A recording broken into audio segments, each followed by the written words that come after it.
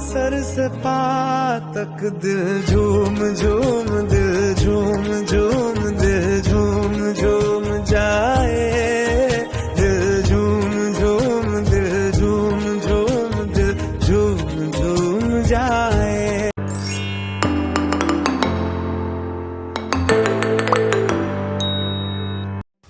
Hello ළමයි හැමෝම සතුටින් පරිස්සමින් ඉන්නව නේද? අද මං අරන් ආවේ ප්‍රී-ෂූට් එකේ ෆුල් ඩීටේල්ස් තියෙන vlog එකක්. ඉතින් මේකේ මම ප්‍රී-ෂූට් එකට රෙඩි වෙච්ච තැන ඉඳන් ඉවර වෙනකම්ම තියෙනවා. ඉතින් මේකෙන් ප්‍රයෝජනයක් ගන්න පුළුවන් නම් ඔයගලන්ට අරගන්න ඕන නිසා තමයි මං අරන් ආවේ. ප්‍රී-ෂූට් එක කිව්වම ළමයි මම ලොකු විදියට ප්‍රී-ෂූට් එක ප්ලෑන් කරේ නැහැ. හරි සරල විදියට මට කරන්න ඕනේ. ඒ නිසා මම ෆ්‍රී ලොකේෂන් දෙකක් සිලෙක්ට් කරගත්තා. මෙරින් ඩ්‍රයිව් එකයි මවුට් ලැවිනියා බීච් එකයි. ඉතින් මෙරින් ඩ්‍රයිව් එකේ මම ෆ්‍රොක් එකක් ඇන්දේ. එකක් ගත්තේ G ෆ්‍රොක් එකෙන්. එතකොට මැනික ගත්තේ No Limit එකෙන්. කොහොම හරි අපේ ෆොටෝග්‍රැෆ් කරේ පමුක අයියා යම තමයි වෙඩින් එකෙත් අපේ ෆොටෝග්‍රැෆර්. එතකොට යාන් මේකප් කරේ දිල්කි අක්කා මගේ කසින් අක්කා කෙනෙක්. එයා තමයි මගේ හෝම් කමින් එකෙත් යාන් මේකප් කරේ. ෆුල් ඩ්‍රෙසින් එකම කරේ. ඉතින් කොහොම හරි ළමයි ප්‍රී-ෂූට් එකක් කිව්වම ඉතින් ගොඩක් අය ලොකු විදිහට කරනවනේ. මට වෙඩින් එක ප්ලෑන් කරන කාලේ ඉඳන්ම ඕමනාව තිබ්බ හරි සරලව චාම් විදියට මගේ ප්‍රී-ෂූට් එකක් කරන්න. ඉතින් ඒ නිසා තමයි මම මේ විදියට තෝරගත්තේ. ඉතින් හැමෝට කැමති විදියට කරන්න පුළුවන් වෙන්න කියලා මම ප්‍රාර්ථනා කරනවා. ඉතින් මම ආස කරන විදිය මේකේ හින්දා මට ඒ විදියටම ලස්සනට කරගන්න පුළුවන් වුණා. බීච් එකේ ෂූට් එකේදී මං ඇන්දේ ස්කර්ට් එකයි ක්‍රොප් ටොප් එකයි. ඒකේ ස්කර්ට් එක නම් මීට අවුරුදු 2කට කලින් මට ලැබිච්ච එකක්. මැනික රටේ ඉඳන් එනකොට ගෙනාවේ. ඇත්තටම මං ඒක අඳින්නද තියන් හිටියේ කවදා හරි ප්‍රී ෂූට් එකට අඳිනවා කියලා. ඉතින් ඒක මට ඒ දේටම ගන්න පුළුවන් වුණා. ටැග් එක ගැඩුවෙත් ප්‍රී ෂූට් එකට කලින් දවසේ. ක්‍රොප් ටොප් එක නම් ගත්තේ ළමයි කොල්ලුපිටියේ තියෙන බීච් වයාම තියෙන ෂොප් එකකින්. මට ඒකේ නම මතක නැහැ. මට හම්බුනොත් දැන් මම මේ වොයිස් කට් එක කරන අතර වාරදී නම මතකයට ආවේ නැහැ. ඊට පස්සේ මට ඒක හම්බුනොත් මම ඒ අතර වාරේ දාලා තියන්නම්. හැබැයි ඒක වොයිස් කට් එකේ නැහැ. ඉතින් ඔන්න ඔය විදියට තමයි මම ප්‍රී-ෂූට් එක ඉවර කරගත්තේ. ඉතින් හරි ලස්සනට තිබ්බනේ ළමයි. මට ඕන වෙච්ච විදියටම ලස්සනට කරලා දුන්න පමුක අයියා.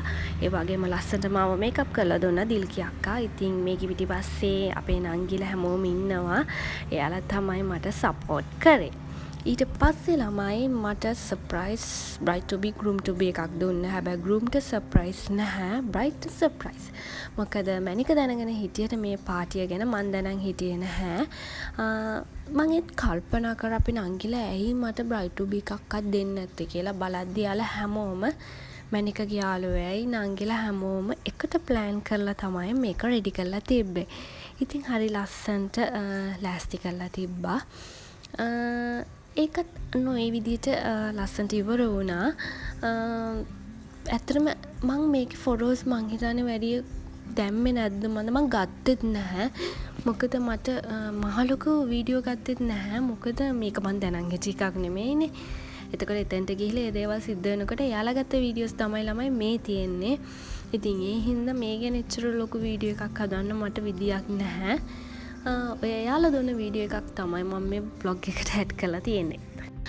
ඉතින් ළමයි වෙඩින් එකක් කිව්වම කොයි වෙලත් ස්ට්‍රෙස් තමයි. අපි මාස 6ක ඉඳන් ස්ට්‍රෙස් එකේ තමයි හිටියේ.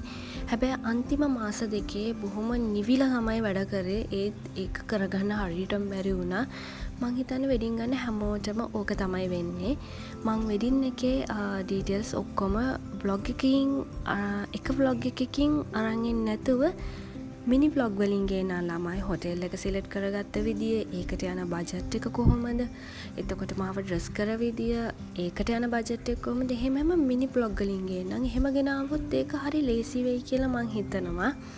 ඉතින් ඒ හැම දෙයකටම කරගන්න ළමයි මගේ ෆෝන් එකක් මං ඇත්තටම ගන්න ඕන. මේ බ්ලොග් එකෙන් පස්සේ මං ගොඩාක් කල් ගිහිල්ලා ආයි බ්ලොග් එකක් දායි සමහරක් විට. මොකද මේ බ්ලොග් එකෙත් ඔක්කොම ෆොටෝස් වීඩියෝස් හරි කොලිටිය එකට නෑ. ඔයාලට පේනවා ඇති.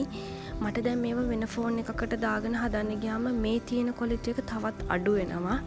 ඉතින් ඒ හින්දා මම මේ vlog එකෙන් මේක ඉවර කරනවා. අනිත් vlog අරගෙන එන්නම් ළමයි හරි විදියට ගේන්න පුළුවන් උපරිම ක්ලියර් එකට පැහැදිලිව ගේන්න පුළුවන් විදියට. ඉතින් එහෙනම් මම වෙඩින් vlog කොහොමද මං ගේන්නේ කියලා මම තාම හිතලා නැහැ.